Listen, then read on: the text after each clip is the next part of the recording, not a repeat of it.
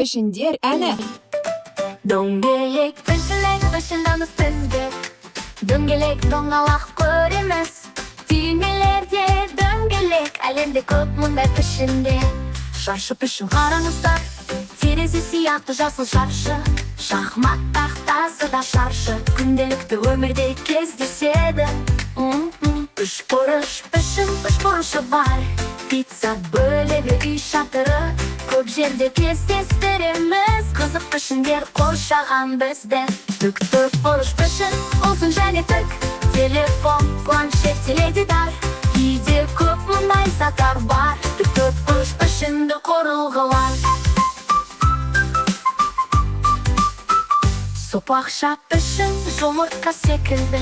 Балапан шығады, жасыл сопақша. Айнада сопақша болады. Әдемі пішін, ерекше көрінеді. Цилиндр пішін, дөңгелек негізі бар.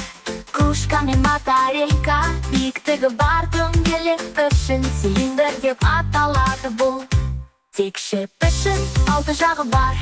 Сыйлық қорабы түрлі түсті текше.